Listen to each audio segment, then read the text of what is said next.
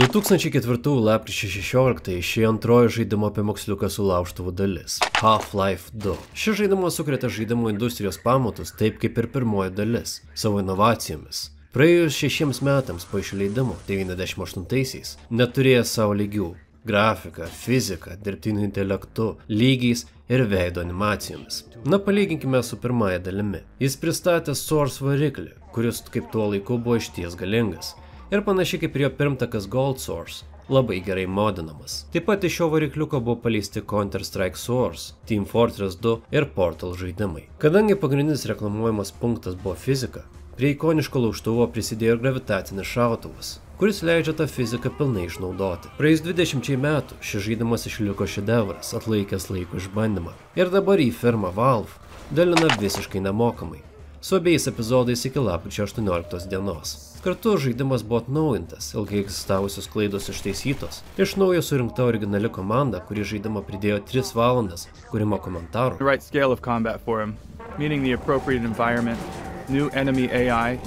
Ir išleistas ne 2 valandų dokumentinis filmas apie žaidimo kūrimą. Kaip studijai Valve nesisekė su finansais, kaip jo žaidimo kūrimo metu buvo nulaužę, į teismą buvo padavę leidėjai ir daug kitų įdomių kūrimo dalykų. O žaidimo atnaujinimo puslapyje galima rasti įvairių detalių, screenshotų, prieš tai neišleistų video, betos video ir taip toliau. Kaip ir originale, visas siužetas vystomas iš žaidėjo perspektyvos. Nėra jokių intarpų, nėra jokių stabdžių, viskas eina žaidėjo tempu. Yra daug vadinamojo environmental storytelling, kai žaidėjas gaunate daug informacijos iš aplinkos ir kaip jūs ją susiorganizuosite yra jūsų reikalas. Be visų technologinių patobulinimų, kurie nepamiršo ir apie siužetą. Tai ir yra priežastis, kodėl šis žaidimas taip mylimas ir turi labai gerus įvertinimus.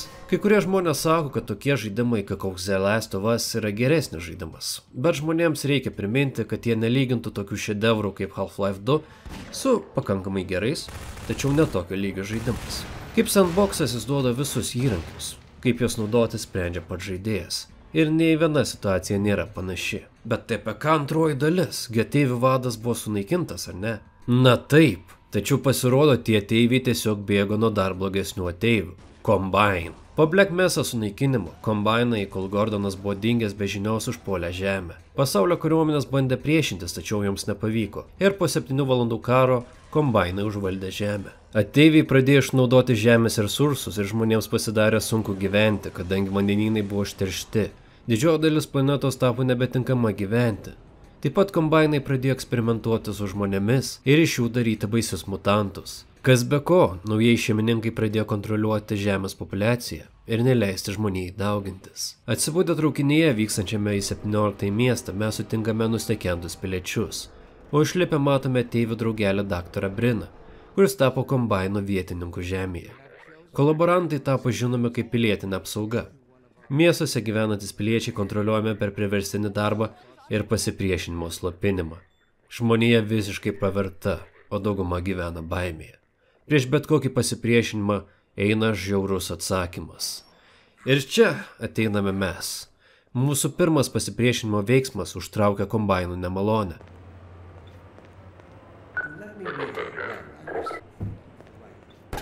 Ir nuo šios vietos viskas eskaluojasi per pirmas 5 žaidimo minutes. Mes gaunam lazdų, tačiau laiku pasirodo mergina vardu Alex, kuri mūsų ištraukia. Dr. Freeman, I presume. I better hurry. Ir jos, bei kitų veikėjų pagalba mes pamažu tampame pasipriešinimo lyderiu, laisvu žmogumi. Freeman, kurį pasipriešinimą sutinka kaip kokį pusdievį. O toliau, pagal siužetą eina epizodai. Episode 1 išleistas 6 ir Episode 2 išleistas 7. Jie atnešė naujovių žaidimo variklių ir pasako istoriją toliau. Deja, iki 2020-ųjų su Half-Life Alyx išleidimu istorija kabėjo neužbaigta. Ir tiesą pasakius, tokia kaip ir liko. Todėl yra manoma, kad 3 dalis ar 3 epizodas taip niekada ir nepasirodys. Tačiau kur mus paliko kūrėjai, nusprendė pratęsti moderiai, kurių modus dabar galima pasiekti tiesiai iš meniu ir juos įdėkti be vargo. Nauji ginklai, detalės, kameros kampai ir taip toliau. Pasirinkimų yra daug. Ir ką jūs pasirinksite, tą galėsite pridėti lengvai žaidimą. Kur dar visas Garry's Mode, žaidimas, kuris leido žaidėjams pilnai pajungti savo kūrybą ir pridėjo daugybę modų, bei išpopuliarino Source Filmmaker animacijas. O iš geriausių modų, kuriuos teko žaisti, tai yra vienareikšmiškai Entropy Zero, kuris suteikia galimybę įlysti į kombaino kailį ir iš blogiečio pusės naikinti pasipriešinimo kovotojus ir atrasti, kur slepiasi Gordonas Freemanas. Taip pat, manau, visai neblogai yra Minerva Metastasis ir Research and Development. Ir yra kalnas gerų modų, kurių visų negalėsiu paminėti, nes jų yra tiek daug. Nors 2004-aisiais tai buvo lygių neturėjęs žaidimas, kaip ir viskas šiame pasaulyje jis paseno. Atsirado naujesnių žaidimų, kurie darė dalykus šiek tiek geriau, intuityviau. Ir buvo žaidėjų, kurie bandė restauruoti šį šedevrą. Ir čia reikia pasakyti, kad su restauracija turi dirbti tai mokantys žmonės. Nes bet kas gali iš Jėzaus padaryti čia burašką. Ir buvo toks Fake Factory modas, kuris į žaidimą pridėjo grafikos patobulinimų ir visas merginas pavertė Victoria's Secret modeliais. Su dideliais privalumais tiesa. Tačiau ten buvo ir tokio kvesionuotino turinio, kaip pilnai iki gimdos modeliuota Alex, kuris sukėlė abejonių dėl kūrėjo psichinės sveikatos ir jo gyvenimo kokybės. Ir taip atsirado Fake Factory Remaster, kuris tik pagerino grafiką, pašalindamas tuos nereikalingus dalykus.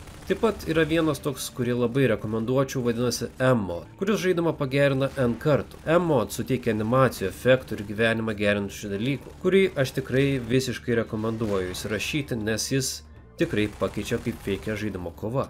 Ir, manau, tai daro į gerąją pusę. Taip pat reikia paminėti, kad su Nvidia Remix pagalba yra žadamas Half-Life 2 RTX Remix. Žaidimo versija, kuri naudoja naujausias Ray Tracing technologijas ir aukštos kokybės modernes tekstūras, kurios turi ir tikrovišką grafiką, ir tikrovišką apšvietimą. Ir bus dar viena proga išbandyti šį žaidimą naujai, kai tai pasirodys. Na, o kur dar VR versija ir visi kiti pribambasai. Pabaigai reikia pasakyti tai, kad Half-Life 2 pasaulis yra puikiai perteiktas ir pilnas detalių, sukuriantis distopinės priespaudos atmosferą. Ir dabar 2024-aisiais jis žaidžiasi kaip niekada gerai, su atnaujinimais, fanų modais ir kitais dalykais. Jis tikrai nenusileidžia dabartiniams žaidimams. Ir netgi galėčiau pasakyti, kad vietomis jos lenkia. Jį galima išbandyti ant kompo, Steam Deck'o, netgi yra žmonių, kurie leidžia pilną versiją ant telefono ir jį veikia. Gan įdomiai, performances nėra toks baisiai geras, bet jį veikia. Tai žaidimas, kurį būtų galima įsijungti po kokių 10 metų ir jis vis tiek būtų gerai išsilaikęs. Taigi ačiū, kad žiūrėjote, su jumis buvo aš Noelis. Ir jeigu įmanoma, kuo greičiau rekomenduoju jį paimti, kol jis dar nemokamas. Ačiū, kad žiūrėjote.